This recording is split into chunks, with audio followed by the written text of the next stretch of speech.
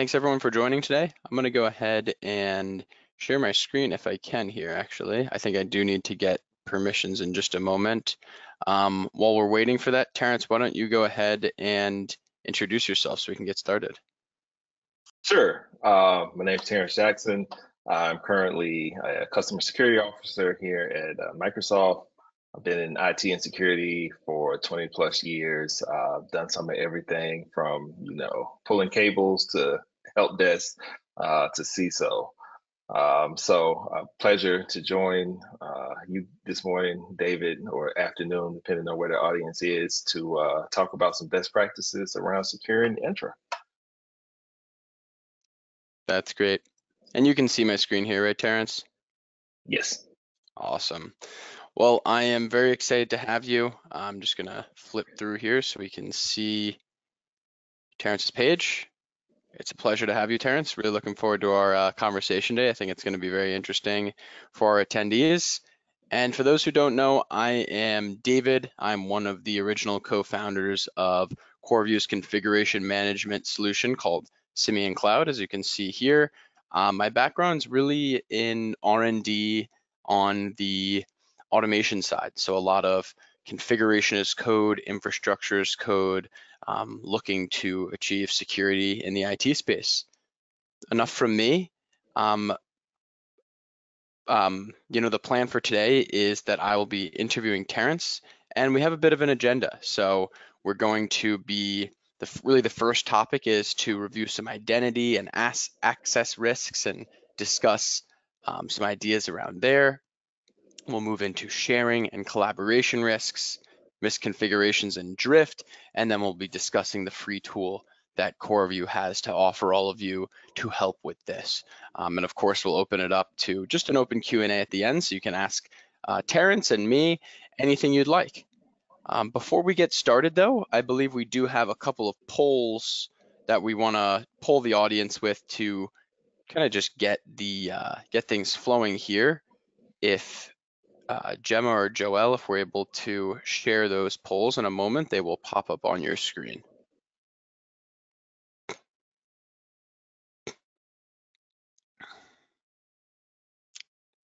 All right, so as you can see here, we do have a question up on the screen. Are you responsible for securing Microsoft at your organization? We're just trying to get a sense of who we're talking to today. So the answer for A, yes, I oversee our entire organizational cybersecurity. B, yes, I focus specifically on securing Microsoft products and services. C, yes, I handle security for one or two specific Microsoft components, such as Office 365, Entra, or Exchange. D, yes, I manage security from a development perspective. And E, nope, nothing to do with security, but I am responsible for other aspects of IT security. We'll give everyone just another moment or two here to answer this poll.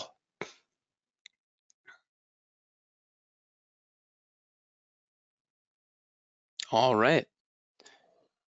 Interesting results. We have a pretty good spread of people here. It looks like we actually have a really good audience for today's webinar, where most people do oversee their entire organizational cybersecurity. So that's great to see. And some people are not. Even if you're not overseeing the entire organizational cybersecurity or just part of it, this is still going to be extremely interesting and helpful for everyone attending here. And I believe we do have one other poll that we wanted to set the scene with.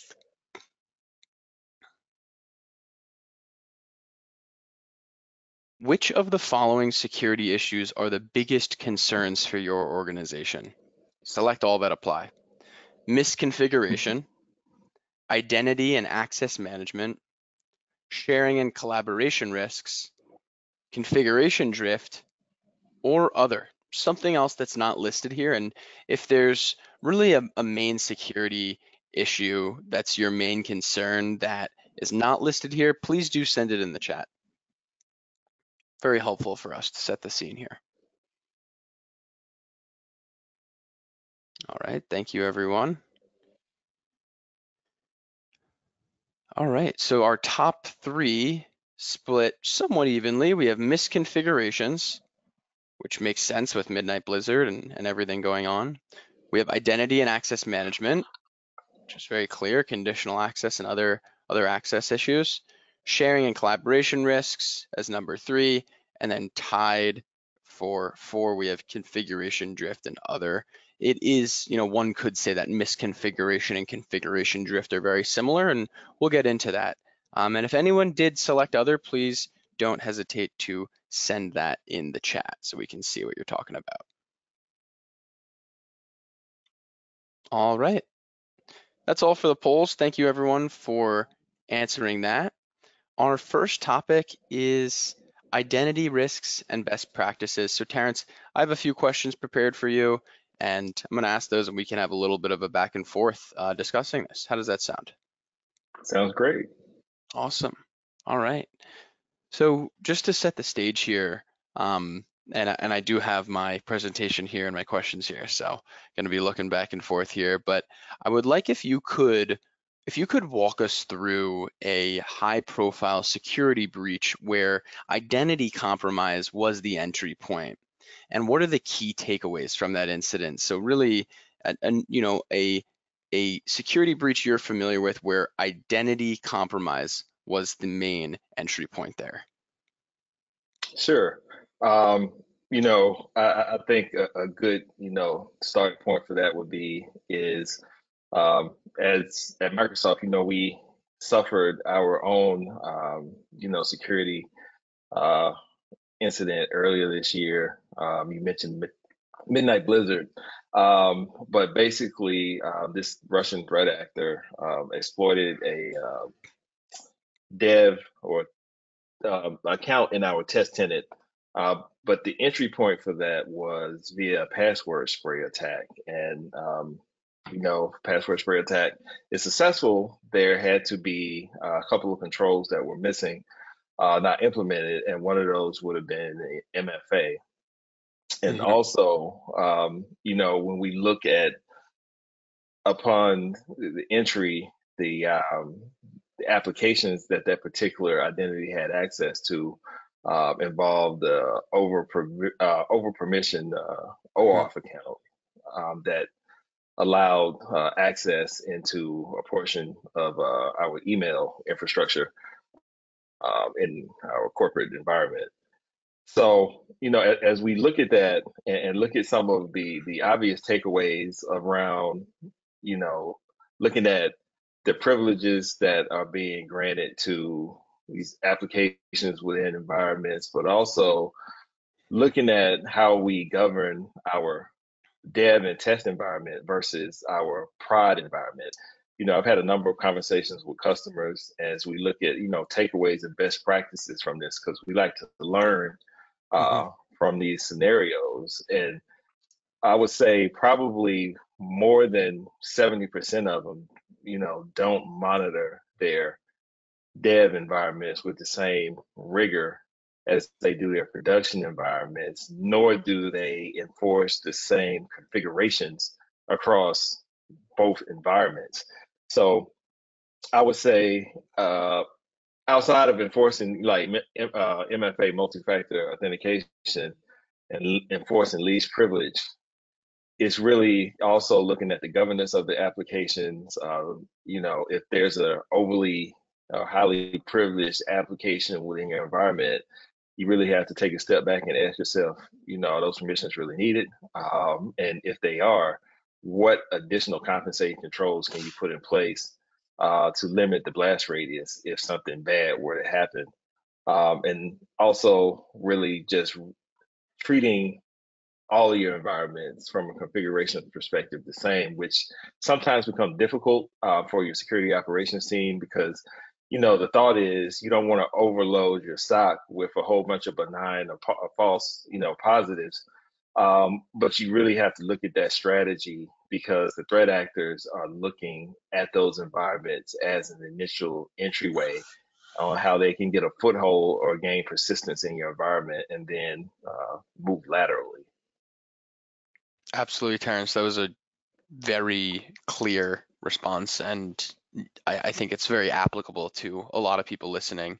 Just to kind of, summarize here, it sounds like really two of the main things were that MFA was not applied to this account, and that there was this over permissioned OAuth account. And had we or had Microsoft or other people in a similar situation had similar configurations to production, then this could be avoided. And just going back to that poll for a minute, a lot of people selected misconfiguration, but what you're really talking about is more could be more closely related to configuration drift, right? The non-production tenant drifted, or it wasn't configured in the same way that production was. So it could be viewed as a combination. And I think Yep. that's a really good point there. Yep. And I'd also add that most of these environments don't have, uh, say, for a lot because of the nature of them. They're supposed to allow the developers a more relaxed environment to, do their jobs, but they don't always have a secure baseline, or that baseline can be modified very easily. Because usually, again, going back to if we look at enforcing least privilege, usually they're often everybody's an admin in the dev environment because of the nature of why the environment exists. So I think a lot of companies are taking a look at how they can secure not only production but dev with a secure baseline, um, while also not prohibiting developers, from doing their work. And that's a difficult thing, right? And I feel like misconfiguration can come into play there, where you might add an account to a break glass group or a group that has less stringent configurations applied, but then you might forget to take that user out of the group, right? And it becomes a vulnerable point. But how can for the audience listening, is there an approach you'd recommend to that, where you can still lock down the dev tenant with some flexibility? I would say so. It's, we talk about governance a lot, but I think starting from, secure baseline, secure configuration, being able to detect drift away from that and bring it back into compliance. But also, we talk a lot in the industry about zero trust. And I think we don't always expand that to the dev environments and things like MFA all the time everywhere, or the enforcement of least privilege or just in time access, which does go back to having secure configurations from the start in that environment. Absolutely. That's a great answer. And I do want to, kind of follow up on that. And I was going to ask this before, but are there, you know, are there proactive measures that people could take today to detect and mitigate these kind of, sharing and vulnerabilities? And are there any tools that out there that you recommend? I know Microsoft has Microsoft 365 DSC, and the DSC in there stands for desired state configuration. So, the goal of that tool, if it's an open source project, but if set up correctly, the goal of that tool is to make sure your tenants can remain in the desired state configuration. So something like that tool could ensure that your non-prod tenant is configured the same as prod. But I'll turn it to you, Terence. Are there any tools or proactive measures people can take to prevent this or detect it? Absolutely. Absolutely. I would say, whether customers are in Azure or, M365, Secure Score is something that will take a look at, your current state configuration and make recommendations on how to best secure whichever environment that is. But as desired state or Azure ARM templates are another mechanism to where customers can build secure baselines. But going back to the architecture conversation around zero trust, it really enforcing least privilege, enabling MFA. So we look at specifically around identity and access. Conditional access policies to be able to look at not only the health of the identity, but also the device that the person is interacting with.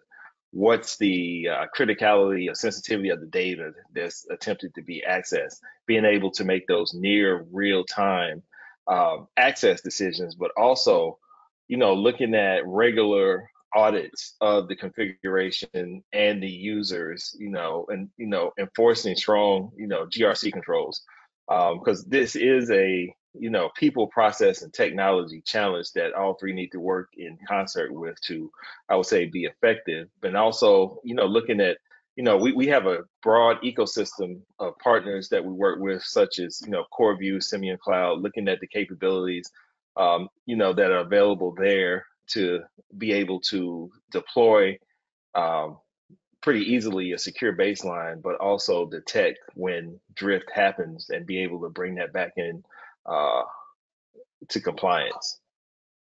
Absolutely. That's a great answer, Terrence. There really are a lot of in-house solutions that people are already paying for today within Microsoft 365 and Azure. I think it's important to note that. And then there's third-party solutions.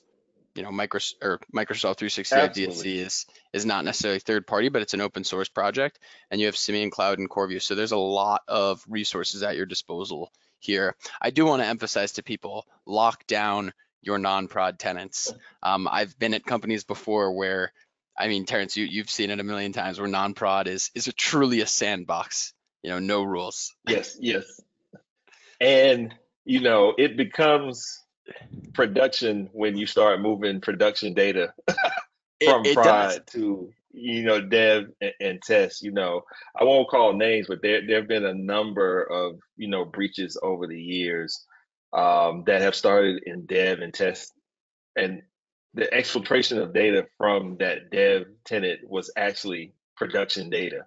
So at that point, the lines kind of have gotten blurred between the two environments, and I think that just goes back to having strong partnerships with the business as the security org, and not being the I always used to say when I was a CISO, I don't want to be the no CISO, the NO CISO. I want to be the in the know CISO, KNOW, and be knowledgeable about how Yeah. the lines of business are working and operating, and align my security strategies and policies to enable the mission of the company, and allow it to operate securely. And I think that's where the relationships come in, but also being able to meet the teams where they are and have security that's more, built in versus bolted on. And not making it too hard for people to do their jobs. Because again, that's how we find ourselves in some of these situations. People are like water sometimes. We always find a way. Absolutely. And I like that, in the know, so I think that's important. One thing that I want to emphasize here as well, although, Terrence is the one answering these questions, is that there's so many tools we have at our disposal, right? But one of the most important and equally important part is practice. What are your users doing? And are they trained to, act in the right way, right? We can have, think about phishing or, spam filters with your email. You can have so many preventative measures to prevent those emails from getting through. But if an email does get through, you need to make sure that your employees and your IT admins are trained at dealing with that. So I do want to emphasize that. I'll close out the topic here with one more question for you, Terrence. And Sure. it's around some questions. So, what are some questions that you would recommend that CISOs and security leaders should ask themselves to assess and hopefully improve their identity management practices in Entra and Azure? Um, I I would think we covered say this a bit, but yeah. I would say, getting the understanding of the current state of your identity and access management policies and practices. Um, I think it also goes, I would say, I won't say undetected, but it's a sort of an undersight that as businesses are doing, business and collaborating with other organizations, who's in your tenant is how I like to frame that. You have a lot of guests in your tenant, and what permissions do those guests have? But also, when you start looking at, joiners, movers, and leavers, do you have strong policies around when people join, what permissions they get? When they move from role to role, um, is it, permission creep? Are they just piling on permissions? Are you taking things away? And also, when people are offboarded, are you removing access in a timely fashion? There was a study about 2 years ago that showed like 50% of employees that were offboarded still had access in some fashion to the corporate resources.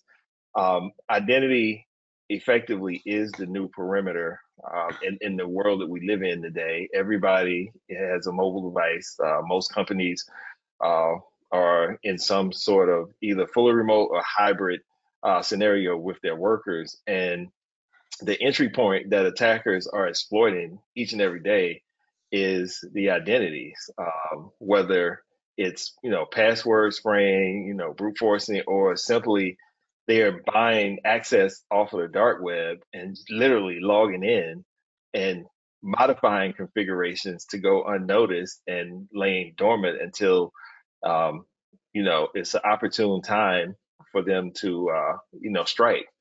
So, and the monitoring of your identity, infrastructure, I would say, is probably one of the most important uh, principles in the security, because if we can know who, know what, is in your environment and accessing it, that allows us to properly respond. Absolutely. I completely agree with that, Terence, and I think that's very well put that really auditing and understanding your environment today is critical. Absolutely. Absolutely. So I think to summarize, that's a big question people should be asking themselves. Do you know how your environment is configured today? And if you don't, what steps can you take toward that to have peace of mind? Right. Absolutely. All right. We have our second topic coming up, sharing and collaboration. So I know we've been talking a bit about sharing already, um, and I have a few questions here for you, Terence. So, you know, these are very intertwined issues, identity and sharing and collaboration. Um, so maybe we want to, use the last example we were talking about, but is there another recent attack or example where attackers exploited sharing and collaboration flaws or misconfiguration? Another instance you can point to, or the same? Absolutely. I'm gonna, bring up another example from Midnight Blizzard, but this Yeah. was a little over a year ago. But our threat intelligence teams observed them basically compromising um, Office 365 tenants, gaining persistence, and then they were using legitimate, tenants of entities, businesses that they had compromised to launch their attack. And they were using this basically via Teams. They would basically send requests to an entity and wait for them to accept that Teams message, and then they would basically do somewhat of a man in the middle type of attack and um, capture the MFA token. And once they had the MFA token, they were able to basically um, do interesting things within that company's environment once they were inside. So, and usually that goes around depending on the access of the person who basically fell for the social engineering attack. Let's say if it was somebody who had privileged access or admin access into the environment, they could modify, configurations, add themselves to other groups to do, other things, add new users, add backdoor accounts into that tenant, and that again goes back to when we talk people, process, and technologies. That was a social engineering attack, but it was a very sophisticated one based off of compromising another legitimate tenant to move laterally to perpetrate this attack. So I think that just goes back to the importance of being able to uh, govern identities, govern guest access, but also making sure that your employees are trained when it comes to these things. If there's an external message coming into your team's environment, is it from organization or entity that you guys regularly interact with? Um, if not, probably don't want to click accept that message. And then if you're being prompted for MFA after accepting that, highly likely that that's a phishing attack. Um, so just think that was a good example That that we've is. seen with collaboration tools, and there have been many others across, the various messaging tools that organizations use. I think that's a great example, Terence, and I know I said this before, but I want to emphasize that training is equally as important as configuration, right? Your configurations can only be so good um, as your people are trained, and this is a great example where someone fell vulnerable to just accepting a message on Teams, and the same thing applies for those emails you receive, right? Even if that external badge is on an email you receive, people are not always deterred or aware enough to click out of that. So great example, Absolutely. Terence.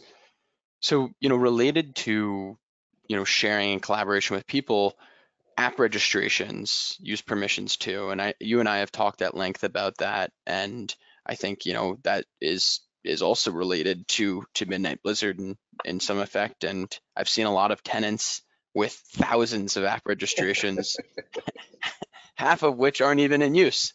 I mean, I think you probably see that all the time where the last used date was years ago and they still have significant permissions, these vendors.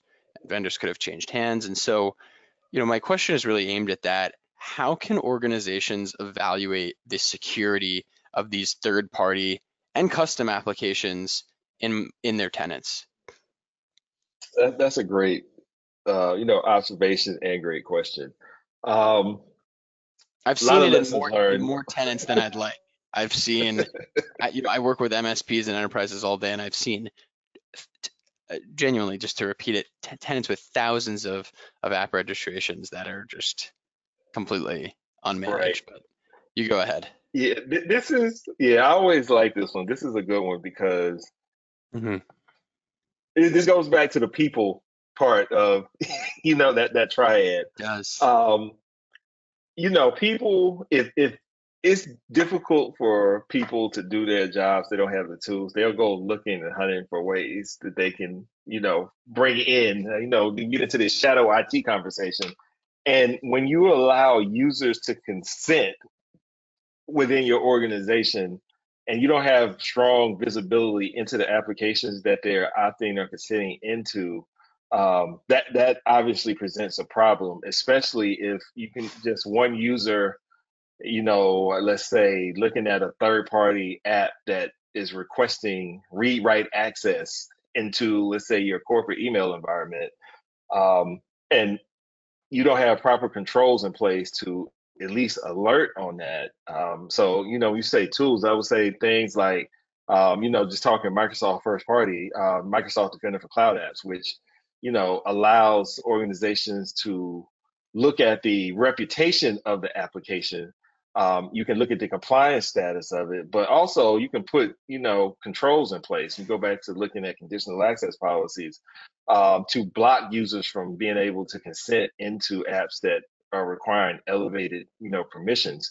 Or you can just, what we recommend is you to block user consent altogether because that sometimes becomes untenable for the IT organization to manage. And I'm sure Right. that's what you're referring to. When you go in and you see applications that may have been, brought in and a trial was, trial ran out, they went in a different direction, but the application permissions are still standing and persisting.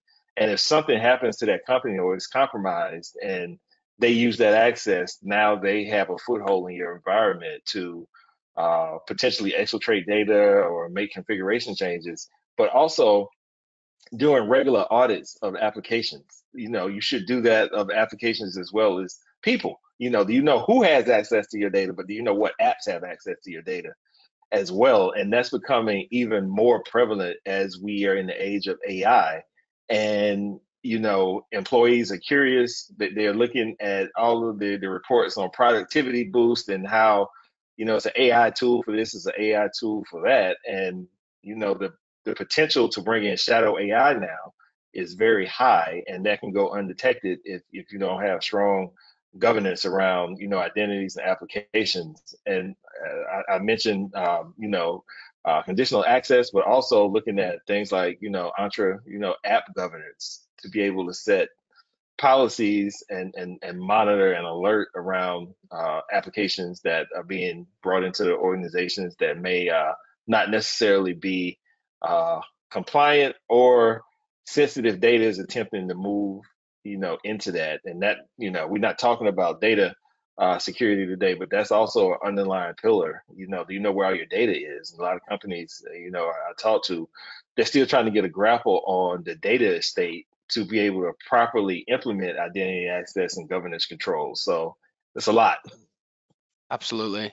And I think you hit the nail right on the head with blocking users from granting consent. And there's two levels to that, right? Blocking users from granting consent to apps and blocking users from consenting on behalf of the organization, because Yes. because some some tenants I've seen where you can, any user can start using an app, as you said, they want to increase their productivity, and they click consent on behalf of the organization. So they've actually just, not only have they consented for this application to read their users' information, but the entire organization. And that can very easily be locked down, and implementing checks and balances so that an admin has to approve this. And I think it ties a little bit into, Terence, you were getting into this, the principle of least privilege, right? You don't need all of your users to have permission to grant consent. Right. And so one other question I have on this topic, kind of moving a little bit more toward sharing, which is, from your experience, Terence, what effective strategies have you employed, or have you seen effective strategies to manage and mitigate sharing and collaboration risks in Teams and SharePoint? Of course, we have the configuration side, but I'm curious to hear, what effective strategies have you seen to prevent these sharing issues? Sure. I would say, going back to, kind of the undertone of this is enforcing strong configurations, and really around Mhm. enforcing strong access controls and permission management. Very, I can think of very few reasons why everybody should have access to everything. Let's take SharePoint or OneDrive, and being able to set up proper policies and structures to govern who has access to what, but also setting up those DLP policies around sensitive information types. We've been talking about DLP, and data protection as long as I've been in security. But if you think about the attackers and ultimately what they're after at the end of the day is data. They want your data to either exfiltrate it or encrypt it in place. But that's how these ransomware operators are, incentivized. They take your data and they want you to pay to get it back, or we get into single, double, triple extortion. But one of the most effective strategies is to not let them get access to it, and that goes back to having strong, controls around identity and access. We again enforcing the principles of zero trust. Zero trust is not a product. It's a framework of principles to strengthen and fortify organizations for cyber resilience, but the enforcement of least privilege. Enforcing MFA all the time, everywhere. Looking at things like conditional access policies, but also the training. You can't emphasize enough on proper training for employees, so when they're put in these situations, they know what to look for. Empowering them to report, things back to the help desk when they Absolutely. feel like something's not right, but also having the ability to have a centralized view around configurations for the IT organizations. We do a really good job, I think, on the SOC and monitoring for security threats and alerts, but we need to also have that same type of central visibility into configuration management, um, app governance, user governance, the onboard and offboarding process, as I mentioned earlier, and looking at things like identity protection and the conditional access, the policy engine, which can take a look at a number of factors, from device health to the location of the individual to the sensitivity of the data that's being detected. So to just make those near real time decisions around should I, allow somebody access to this or not, in addition to like, yep, blocking user consent on app registrations probably is a good thing as well. So it's a number of things, of the people process technology, which sometimes I think we pivot heavily on the technology, but we also need to focus on the process and the people. Right, because you could have the most stringent file sharing, set up in place, but people are just dumping everything into the general folder in SharePoint, right, that everyone can access. Exactly. So, use Exactly. is Or spinning up something else. Shadow cloud IT. yeah, or they're using their own Google Drive and porting, data from their SharePoint to their drive. So I think we've seen it all, and one of the themes here that I'm seeing again and again is that people in practice is equally as important as technology, and I think that often goes overlooked. So really good Absolutely. discussion here, Terence. Really good discussion. We do have another poll actually that we're going to pop up on the screen in just a moment here.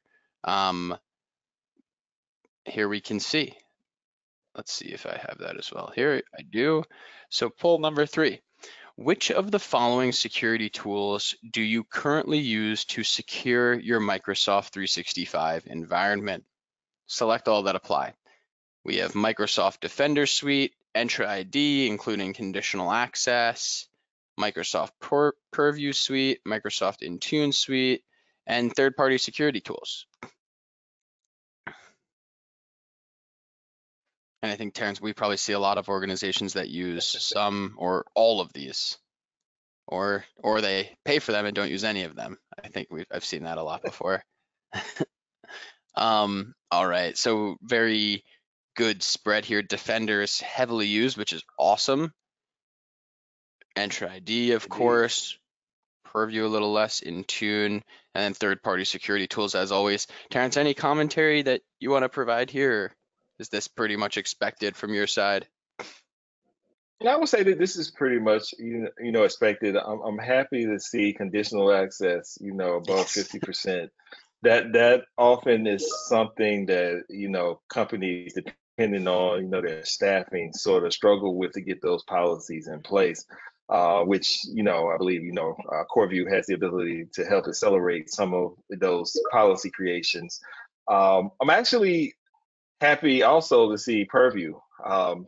That means people are Yeah. thinking about securing their data. So that actually makes me smile.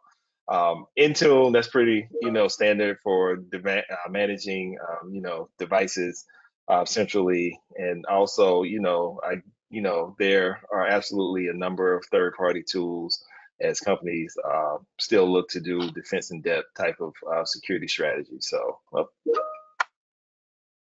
Yeah, totally agreed. Thanks, Terence. All right, folks, moving on from the poll here. When we click out of that for just a moment, we have one more topic of questions here, and then we have one final poll to close this out with. So, kind of the climax of our discussion here, I think a lot of it has been leading up to misconfiguration and drift. That's definitely one of the themes we've been talking about today, Terence. And I feel like it's become over the past, misconfiguration and drift has always been relevant in the IT and security space, but I feel like in the past 4 years, I've heard drift more and more and more. Those like word frequency charts on Google definitions, you can see like drift has been going up and up. But can you just explain for the audience here what is configuration drift in the context of Microsoft 365 to open things up? sure. Essentially, that's when configurations of IT resources, or in this particular scenario, your tenant, your 365 tenant, basically deviate from their intended or secure settings, and that usually happens because of a manual change. An update sometimes can trigger stuff, but um, more often than not, it's a human turning something off Yeah. because either it's overly permissive, Time is of the essence, or it's a threat actor. Threat actors love to manipulate configurations once they get into an environment and they realize that they have admin access. So this allows them to lower your security posture. Oftentimes, they'll create new accounts that are similar to ones that are already there to gain persistence, or upon initial entry, they'll make sure they have a back door to get back in case you detect their presence. And so those are generally, I would say, that the top two that lead to configuration drift. The third one is sometimes around, you can't figure out how to get something to work, so you'll just go to an overly permissive configuration, and Yeah. that has consequences. Certainly. That's a great summary of what configuration drift is. And kind of on the flip side of that, that's why the concept of desired state configuration exists in tools like Simian Cloud and Microsoft 365 DSC. The idea there is to keep things configured the way you want them to be configured. So Absolutely. I know you've talked about this a little bit, but if we anything else you want to add on, what are some effective practices you've seen for preventing configuration drift? I think, one thing that you've mentioned so far is permission, right? But go ahead. Yep. I would say, this is one of the scenarios where you probably want to take the human out of the loop. So automation, automation, Yeah, automation. Once you build that secure baseline, use whether it's first party or third party solution like CoreView or Simian Cloud, but automate the monitoring and policy management of your configuration. Um, some of the more advanced organizations, I would say, use things like infrastructure as code to make sure that they're always deploying a consistent configuration, and then they have the ability to audit, current state versus expected state, and then pull it back into compliance, as well as this goes into the same, infrastructure as code, but building in integration with your CI/CD pipeline if you have developers, again, to be able to manage that process, to push, infrastructure as code securely. But you also have to make sure you're doing your due diligence about securing your pipelines, or, your repos, because again, threat actors like to get into repos as well, and if they can manipulate your infrastructure as code and get you to push out an insecure configuration to allow them access, they will do that as well. So, but by far, automation, I would say, is to absolutely. to keep the humans out of the loop as much as possible for making manual configuration changes. Absolutely. And to set it back if people do make manual configuration changes, right? And Yep, yep, something kind of cheesy or cliche that I say a lot is, a lot of people are looking to save time with automation. I think that's the biggest thing. People think, oh, I'm going to save time. But what I say is not only is automation quick, but it's also correct. And in fact, most importantly, it's correct. As long as your automation and as you said, Terence, as long as your baseline is configured correctly to begin with. So you're not yes, redeploying the wrong state over and over again. But similarly, just to tie it in, you mentioned infrastructure as code. We have things like Terraform and Pulumi, Ansible and Chef are some older solutions, and then what Simian Cloud. Our approach is a configuration as code approach. So couple final questions here, and then we're going to close out with another poll here, Terence. But beyond the obvious and what we've already covered today, what are some frequently overlooked configurations in Entra that have led to security breaches? And so beyond conditional access, what are you seeing as overlooked configurations that have led to security breaches? sure. I would say top of that list is unsecured or unmanaged service accounts that have admin access. Great, great point. These are the accounts that usually admins don't want to touch because they don't know what'll break if they, let's say, change the password, or they start. pulling permissions back. So it's just like set it and forget it. I'm not going to touch it. But that's threat actors know that, and that's also what they go looking for is, we mentioning, password ages. I've seen service accounts in environments that hadn't been updated in like 3, 4, 5 years. So definitely governance around service accounts. Misconfigured conditional access policies actually also.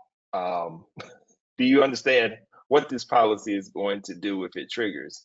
That can also be interesting. Sometimes they're too permissive in nature. I'll say lack of audits or reviews on who has access to what, and last but not least, failure to implement, basic security controls like MFA for all users across the org, including, admins and developers, which paired with conditional access can be a very powerful deterrent for threat actors to go look for, an organization with a weaker security posture.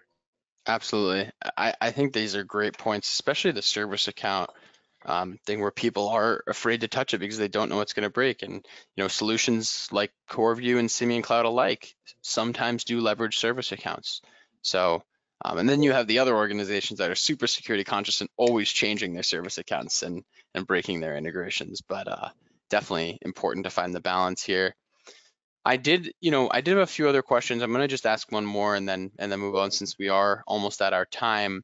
But is there anything you would leave the audience with in terms of any recommendations on how organizations can foster a mindset of continuous improvement when it comes to their security posture? Obviously, we have adopting new tools, but how can people try to continuously improve their security posture? Um, I like to answer this one. We talked about, process and technology. I like to start this one with the people. You're only as strong as your weakest link, and I don't think people are the weakest link. I know that's a probably unpopular perspective, but I think they're your strongest advocate when they are properly trained. So I encourage, ongoing training and education for all employees, finding those security champions within your environment to create that culture and accountability of security within the organization. If people understand the why behind the what, they tend to react a little bit, different. And security needs to be a partner with the entire business. Regular reviews around, security policies and practices, but also promoting collaboration between IT and security. Security is really a team sport.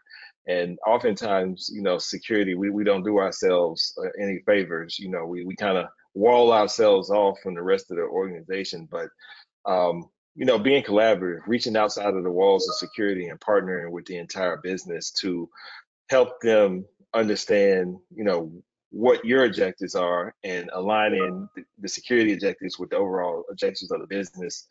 Um, and, going back to that automation piece, being able to automate,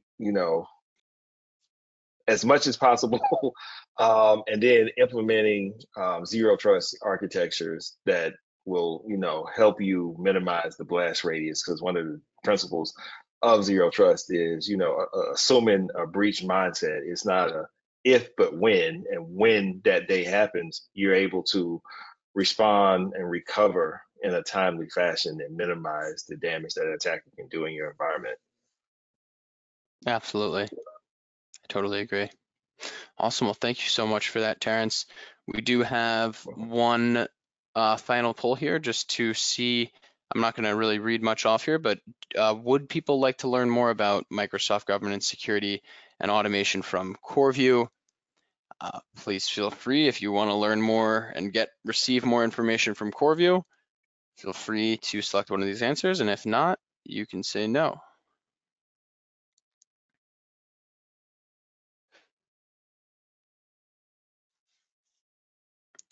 All right. I know we are about up on our time here, but I do want to speak to one free offering we do have from CoreView that can really help with a lot of what Terrence and I have been discussing today, which is our Entra security scanner for app registrations.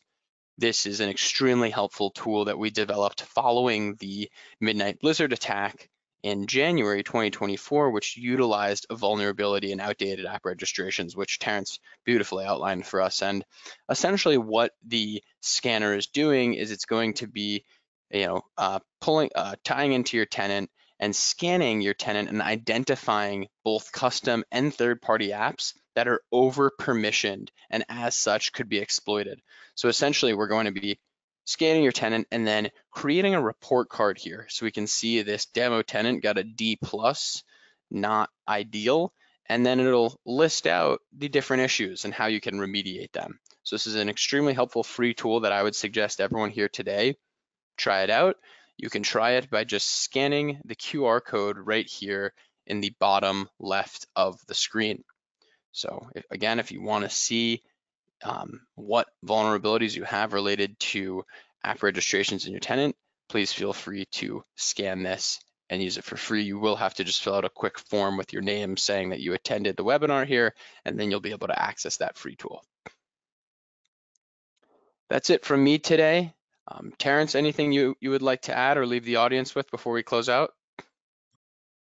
I think I'm good, man. I appreciated the conversation, and to those that attended, just stay vigilant. The threat actors are, updating their tactics and techniques every single day. And as defenders, it's been said, we have to be right, every time, but the attacker only has to be right once. And one of the ways that you can improve and fortify your, attack surface is with proper, configuration management, identity and access controls, and with automation. Absolutely. Stay vigilant and stay aware.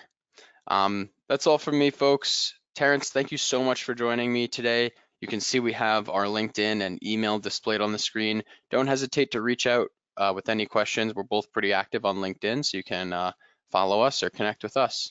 All right, folks, thanks for joining.